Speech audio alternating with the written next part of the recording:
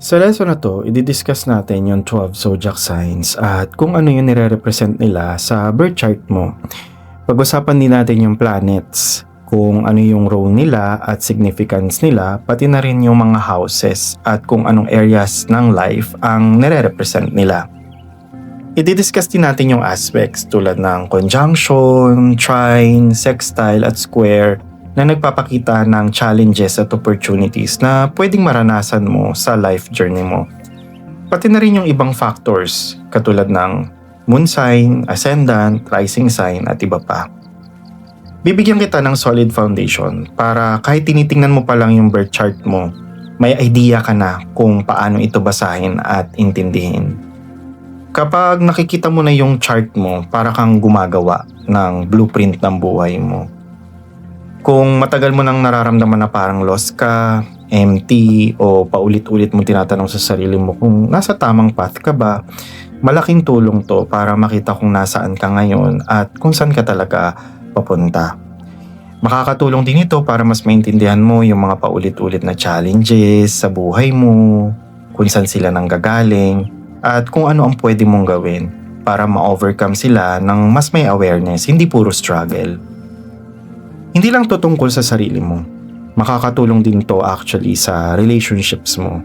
Mas mauunawaan mo kung bakit may mga behavior ka na nakakaapekto sa iba at kung ano rin yung contributions mo sa conflicts na nararanasan mo ngayon.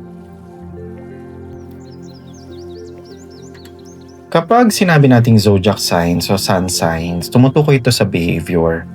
Para mas maintindihan mo ang birth chart mo, kailangan familiar ka sa behavior ng bawat zodiac sign. Simulan natin sa Aries. Ang Aries, action-oriented yan. Kapag may naiisip, gusto nila gawin agad. Wala masyadong plano. Execution agad. Taurus naman, kabaliktaran. Mabagal pero sigurado. Patient sila, consistent at ayaw nila ng biglaang pagbabago. Gemini, makikilala mo sa dami ng iniisip. Madaling madistract, very communicative. Cancer, pinaka-family oriented sa lahat ng signs. Mahalaga sa kanila ang bahay, pamilya. Leo naman, gusto nilang mag-shine, kaya madalas sila makikita sa entertainment, performance o anumang role na kailangan ng self-expression. Virgo naman, service-oriented yung mga yan. Mahilig tumulong, maalaga, maasikaso. Libra naman, peace-loving. Ayaw nila ng gulo hanggat maaari. Mahalaga sa kanila ang harmony at fairness. Scorpio naman, mahilig yan mag-investigate, kaya wag na wag ka magsisinungaling sa kanila. Sagittarius, free-spirited yan. Ayaw nila nasasakal. Kapag masyado silang kinokontrol, lalayo sila. Capricorn, career-oriented, masipag at goal-driven. Aquarius, masarap kausap at maraming kakaibang ideas. Pisces naman, madalas inuunang kapakanan ng iba kahit minsan napapasobra na. So, punta naman tayo ngayon sa planets. Kung kanina sinabi natin na ang zodiac sign ay tumutukoy sa behavior, ang planets naman tumutukoy sa isang particular na bahagi ng pagkatao mo. Simulan natin sa Sun.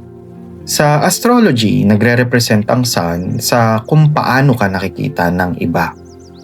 Ang Moon naman, tumutukoy yan sa inner world mo, kung paano ka nagbe-behave kapag mag-isa ka, yung hindi lagi nakikita ng ibang tao.